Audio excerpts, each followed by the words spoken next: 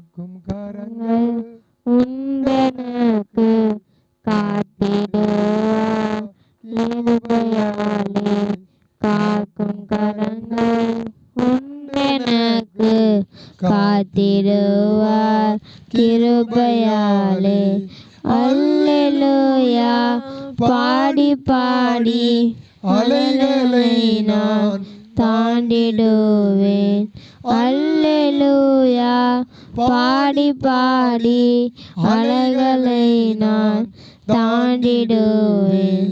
நம்புவேன் இயேசுவை, நம்புவேன் இயேசுவை, நம்புவேன் இயேசுவை, நம்புவேன் இயேசுவை.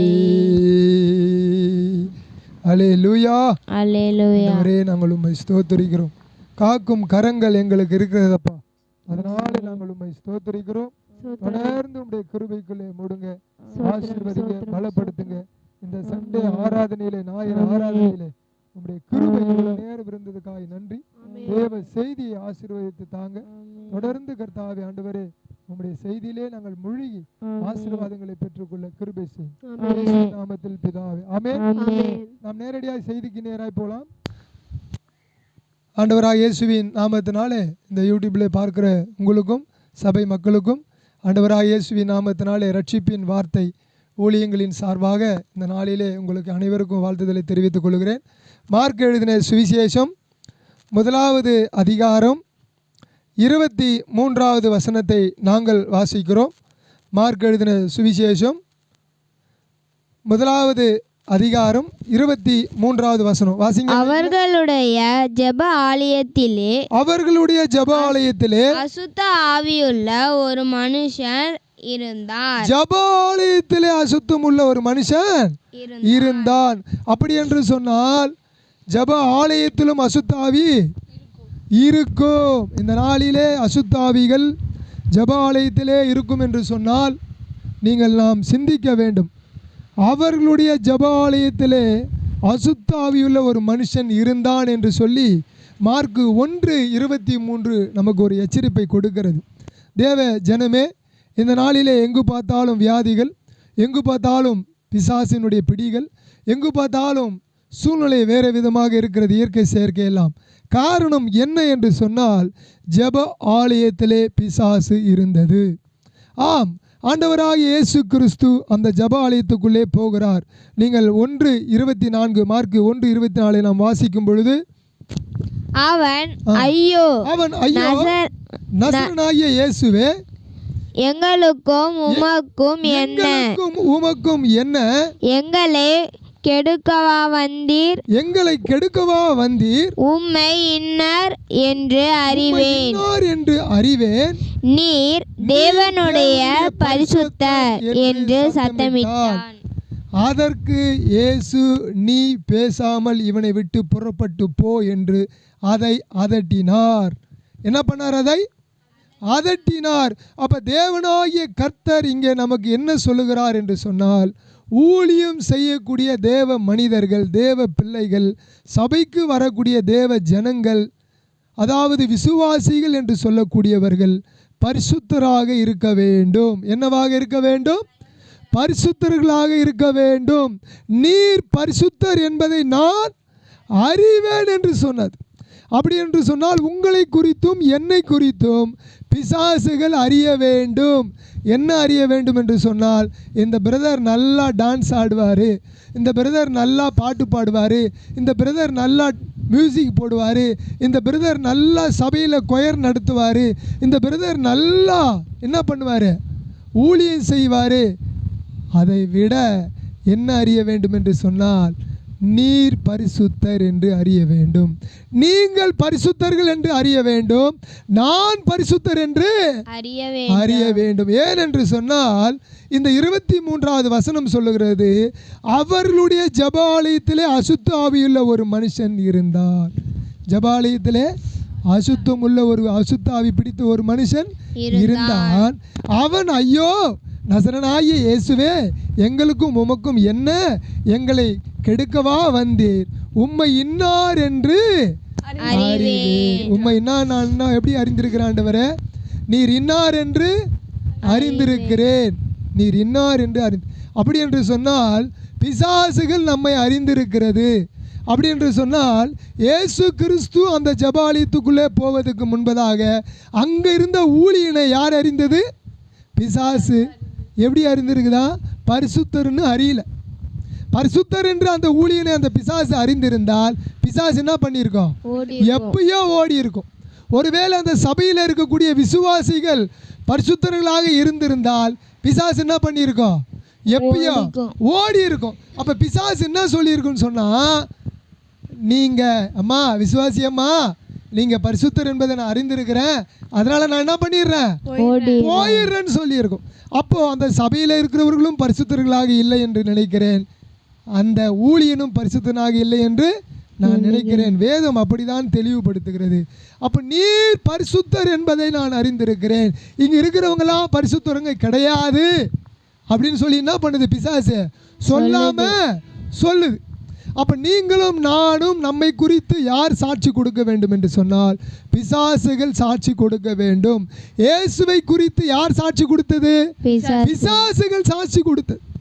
யார் சாட்சி கொடுத்தது? பிசாசுகள் சாட்சி கொடுத்தது. அப்போ நீங்களும் நானும் பரிசுத்தர் இல்லையா என்பதை உலக மக்கள் நமக்கு சொல்ல வேண்டிய அவசியம் கிடையாது. அவர்களுக்குள் இருக்கக்கூடிய பிசாசே நமக்கு என்ன பண்ணோம்? சொல்லிடும் சாட்சி. அப்போ நீங்களும் நானும் எப்படி நடந்து கொள்ள வேண்டும்? பரிசுத்தர் என்று சொல்லக்கூடிய அளவுக்கு நடந்து கொள்ளும். அதற்கு இயேசு பேசாமல் இவனை விட்டு புறப்பட்டு போ என்று அதை அதட்டினார்.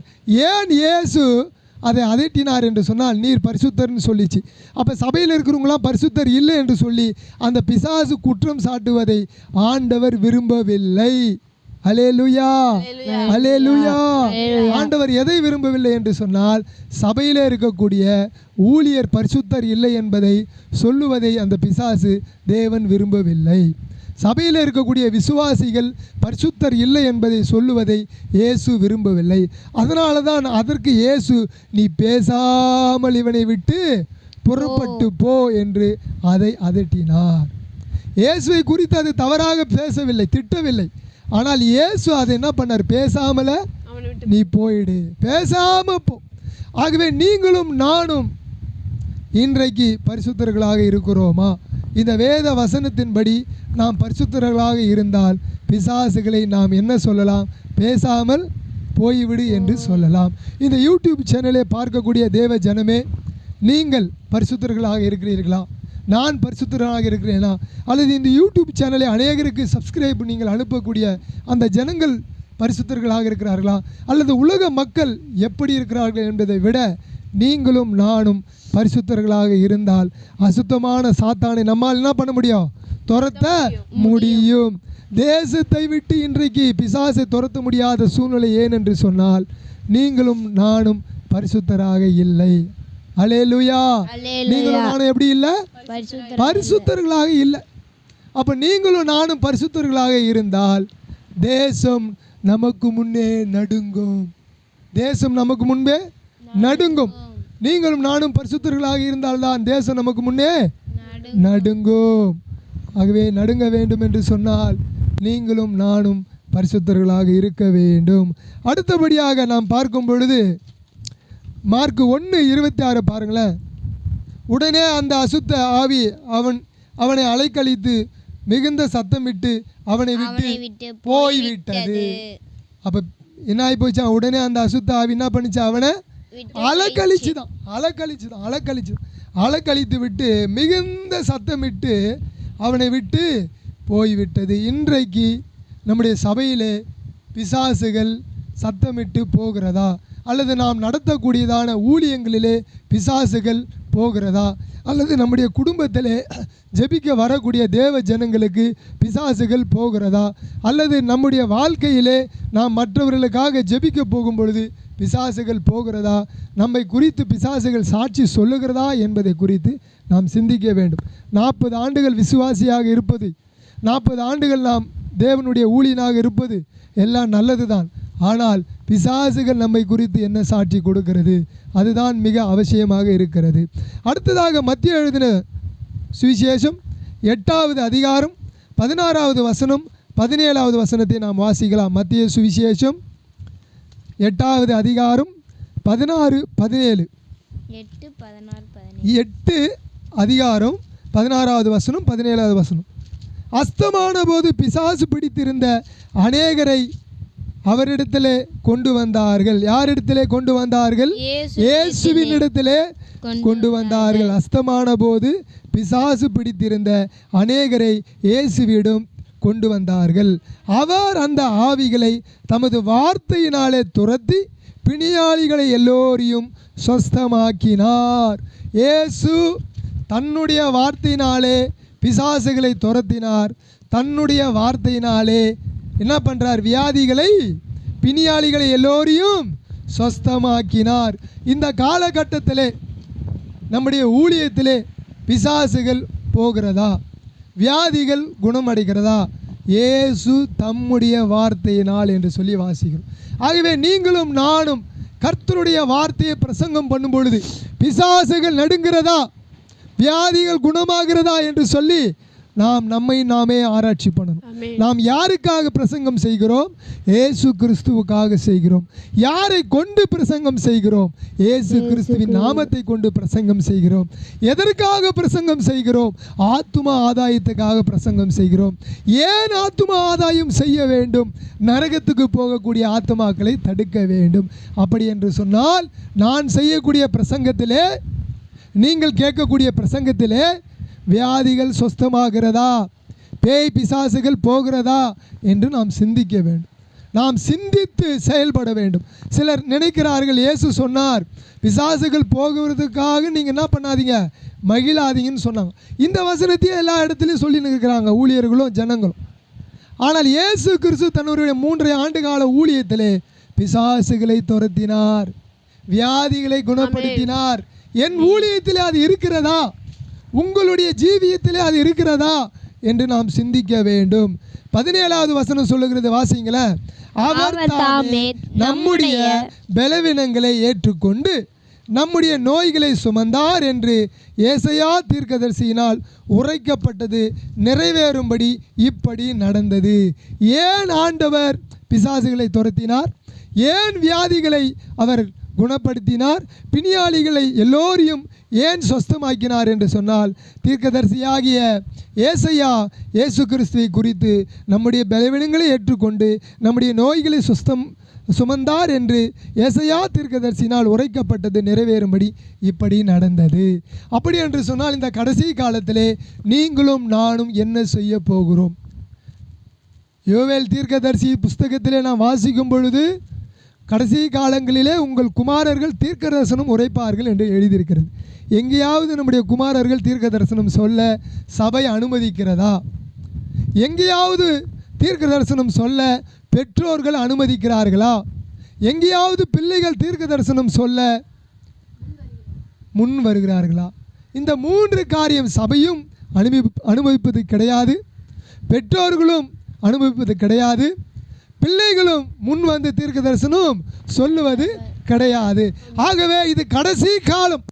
இந்த கடைசி காலத்திலே நீங்கள் யாராக இருந்தாலும் இயேசு கிறிஸ்துவின் நாமத்தினாலே உங்கள் வியாதிகள் சொஸ்தமடையும் என்று சொல்லி நாங்கள் கட்டளை கொடுக்கிறோம். இயேசுவின் நாமத்தினால் நீங்கள் பேயிலும் பிசாசிகளும் வியாதியிலும் இருப்பீர்கள் என்று சொன்னால், நசரனா இயேசு கிறிஸ்துவின் நாமத்தினால் இப்பொழுதே உங்களுக்கு விடுதலை கிடைப்பதாக, சுகம் கிடைப்பதாக, ஆரோக்கியம் கிடைப்பதாக, ரட்சிப்பு கிடைப்பதாக, அன்பு கிடைப்பதாக. இயேசு உங்களை நேசிக்கிறார். உங்கள் வியாதியிலிருந்து இயேசு விடுதலை கொடுக்கிறார். இயேசு உங்களுக்கு பலன் கொடுக்கிறார். இயேசு உங்களை சொஸ்தமடைய செய்கிறார். இயேசு உங்களுக்கு தீர்க்காயுசை கொடுக்கிறார். இயேசு உங்களுக்கு ரட்சிப்பை கொடுக்கிறார். இயேசு உங்கள் பாவங்களை கழுவி சுத்திகரிக்கிறார் என்பதை இந்த நேரத்திலே நாங்கள் தெரிவித்துக் கொள்கிறோம். ஆண்டவராகிய கர்த்தர் இன்றைக்கும் ஜீவிக்கிறார். அதனால தான் மார்க்கு 7வது அதிகாரத்திலே 25வது வசனம் வாசிக்கும் பொழுது, அசுத்த ஆவி பிடித்திருந்த சிறு பெண்ணை சொஸ்தமாக்கினார். இன்றைக்கு சிறு பெண்களிடத்திலே கூட அசுத்த ஆவிகள் காணப்படுகிறது. மார்க்கு 7:25 வாசிங்க பார்க்கலாம். அசுத்தாவி பிடித்திருந்த ஒரு சிறு பெண்ணின் தாயாகிய ஒரு ஸ்திரீ அவரை குறித்து கேள்விப்பட்டு வந்து அவர் பாதத்திலே விழுந்தாள். நீங்கள் யாராக இருக்கலாம், அசுத்தாவிலே பிசாசிலே உங்கள் குடும்பங்களிலே யார் சிக்கியிருந்தாலும் இந்த நேரத்தில் இயேசு கிறிஸ்துவின் நாமத்தினால் உங்கள் பிசாசினுடைய விடுதலை அடையும்படியாய் கட்டளை கொடுக்க, பிசாசுகள் துரத்தப்படுவதாக, நோய்கள் குணமடைவதாக இயேசுவின் நாமத்தினாலே ரட்சிப்பின் வார்த்தை என்ற ஊழியத்தின் சார்பாக நாங்கள் இந்த கடிந்து கொள்ளுகிறோம். இயேசுவின் நாமத்தில் இப்பொழுதே விடுதலை உங்களுக்கு வருவதா. சிறு பெண்ணின் தாயார் இயேசுவின் பாதத்திலே அமர்ந்ததைப் போல நீங்கள் இயேசுவின் பாதத்திலே அமர்ந்தால் கண்டிப்பாக இயேசு உங்களுக்கு விடுதலை கொடுக்கிறார். நீங்கள் வாசிக்கும் பொழுது, அதாவது மார்க்கு 7:26 சொல்லுகிறது, அந்த ஸ்திரீ சிரபேனாகிய தேசத்தலாகிய கிரேக்க ஸ்திரியாய் இருந்தால் அவள் தன் மகளை பிடித்திருந்த பிசாசை துரத்திவிட வேண்டும் என்று இயேசுவை வேண்டிக் கொண்டாள். இயேசுவை வேண்டிக் கொண்டால் நீங்கள் இன்றைக்கு உங்கள் இடங்களில் இருக்கக்கூடிய பிசாசுகளை துரத்த வேண்டும் என்று சொல்லி இயேசுவினிடத்திலே வேண்டிக் கொண்டால் நாங்கள் இயேசு கிறிஸ்துவின் நாமத்தினாலே பிசாசுகளை துரத்த தயாராக இருக்கிறோம். வியாதிகளை குணப்படுத்த நீங்கள் இயேசு கிறிஸ்துவின் நாமத்தினாலே இயேசுவினிடத்திலே வேண்டிக் கொண்டால் நாங்கள் வியாதிகளை துரத்த உங்களுக்கு தயாராக இருக்கிறோம். இயேசுவின் நாமத்தினாலே வியாதிகளை நாங்கள் சுகப்படுத்துகிறோம். இயேசுவின் நாமத்தினால பிசாசுகளை துரத்தி உங்களை குணப்படுத்துகிறோம். இயேசுவின் நாமத்தில் வியாதிகளை துரத்தி குணப்படுத்தவும் பிசாசுகளை துரத்தவும் சகல அதிகாரத்தை இயேசு கிறிஸ்து எங்களுக்கு கொடுத்திருக்கிறார். நாங்கள் அதை பயன்படுத்துவோம் இயேசுவின் நாமத்தினால். மார்க் 7:27 சொல்லுகிறது, இயேசு அவளை நோக்கி, முந்தி பிள்ளைகள் திருப்தி அடையட்டும், பிள்ளைகளின் அப்பத்தை எடுத்து நாய்க்குட்டிகளுக்கு போடுகிறது நல்லதல்ல என்று இயேசு கிறிஸ்து சொன்னார். ஏன் இந்த ஸ்திரியை பார்த்து இயேசு சொன்னாள் என்று சொன்னால், இந்த ஸ்திரீ ஒரு கிரேக்க ஸ்திரீ, இவள் ரட்சிப்பை அடையாத ஸ்திரீ, இயேசுவை அறியாத ஸ்திரீ, இயேசுவினுடைய வார்த்தைகளை தெரியாத ஸ்திரீ, வேத புஸ்தகத்தை அறியாத ஸ்திரீ. இந்த ஸ்திரீக்கு இயேசு கிறிஸ்து சொன்னார், ஓ பிள்ளைகளுடைய அப்பத்தை எடுத்து நாய்க்குட்டிகளுக்கு கொடுக்க முடியாது அப்படி என்று சொல்லும் பொழுது அந்த ஸ்திரீ 7:28 சொல்கிறார், அதற்கு அவள், மெய்தான் ஆண்டவரே, ஆயிலும் மேஜையின் கீழ் இருக்கும் நாய்க்குட்டிகள் பிள்ளைகள் சிந்துகிற துணிக்கைகளை தின்னுமே என்றால். அப்படி என்று சொன்னால் பிள்ளைகள் இன்றைக்கு மேஜையின் கீழே வரவில்லை, நாய்க்குட்டிகள் மேஜையின் கீழே இருக்கிறது. ஆகவே நாய்க்குட்டிகள் மேஜையின் கீழே இருக்கும் பொழுது பிள்ளைகள் சிந்துகிற அப்பத்தை தின்னும் என்று சொன்ன உடனே இயேசு கிறிஸ்து அவளை பார்த்து சொல்லுகிறார், மார்க் 7:29, அப்பொழுது அவர், நீ சொன்ன அந்த வார்த்தையின் நிமித்தமே போகலாம், பிசாசு உன் மகளை விட்டு நீங்கி போயிற்று என்றார். ஆகவே அன்பு ஜனமே, நீங்கள் இயேசு கிறிஸ்துவை அறியாமல் இருக்கலாம், வேத புஸ்தகத்தை நீங்கள் தெரிந்து கொள்ளாமல் இருக்கலாம், ஞானஸ்தானம் நீங்கள் பெறாமல் இருக்கலாம். ஆனால் இயேசு கிறிஸ்துவின் நாமத்தினாலே உங்களுக்கு நிச்சயமாக பிசாசில் இருந்து விடுதலை கிடைக்கும். வியாதியிலிருந்து உங்களுக்கு சுகம் கிடைக்கும். நீங்கள் தைரியம் கொண்டு இயேசுவின் இடத்திலே கிட்டி சேருங்கள். கர்த்தர் உங்களோடு கூட இருப்பாராக. நாங்கள் உங்களுக்காக ஜெபிக்க போகிறோம். ஆண்டவரே, பிசாசின் பிடியில் இருக்கக்கூடிய யாராக இருந்தாலும் சரி ஆண்டவர், அது ஜெப ஆலயத்திலே அந்த பிசாசு இருந்தாலும் சரி, இயேசுவின் நாமத்தினாலே நாங்கள் பிசாசுகளை துரத்துகிறோம். ஒருவேளை ஆண்டவரை ரட்சிக்கப்படாத குடும்பங்களிலே பிசாசின் பிடியிலே அகப்பட்டிருந்தால் அவர்களை இயேசு கிறிஸ்துவின் நாமத்தினாலே விடுதலை கொடுக்கிறோம். இயேசுவின் நாமத்தினாலே வியாதியிலே அவர்கள் சிக்கியிருந்தால் வியாதிகள் இயேசுவின் நாமத்தினாலே கட்டிந்து எங்களுக்கு கொடுக்கப்பட்ட அதிகாரத்தின்படி துரத்துகிறோம். இயேசுவின் நாமத்தினாலே பிசாசுகள் நடுங்கும்படியாய் ஆண்டவரை கட்டளை கொடுக்கிறோம். அனைவருக்கும் சுகத்தை தாங்க ஆண்டவரே. எங்களிடத்தில் யாரு வந்தாலும் அவர்களுக்கு விடுதலை கொடுக்கக்கூடிய அளவிற்கு எங்களை பலப்படுத்துங்க. எங்களுடைய ரட்சிப்பின் வார்த்தை ஜெபவிடை உம்முடைய கரத்திலே கொடுக்கிறோம். தொடர்ந்து வியாதியிலே இருக்கக்கூடிய ஜனங்களுக்கு வியாதிகள் சுஸ்தமடைய உதவி செய்யும். தொடர்ந்து பிசாசு பிடியில் இருக்கிற ஜனங்கள் பிசாசு விடுதலை அடைய உதவி செய்யும். ஆசீர்வதிங்க, பலப்படுத்துங்க, பெரிய காரியங்களை செய்யுங்க. ஆண்டவராக இயேசுவின் நாமத்தினாலே நீங்கள் யாராவது பாதிக்கப்பட்டிருந்தால் எங்களை தொடர்பு கொள்ளுங்கள். நாங்கள் உங்களுக்காக ஜெபிக்க தயாராக இருக்கிறோம். ஆமேன், ஆமேன். என் ஆத்துமாவே கர்த்தரை ஸ்தோத்திரி, என் உள்ளமே பரிசுத்த நாமத்தை ஸ்தோத்திரி. என் ஆத்துமாவே கர்த்தரை ஸ்தோத்திரி, கர்த்தர் செய்த சகல உபவங்களை மறவாதே.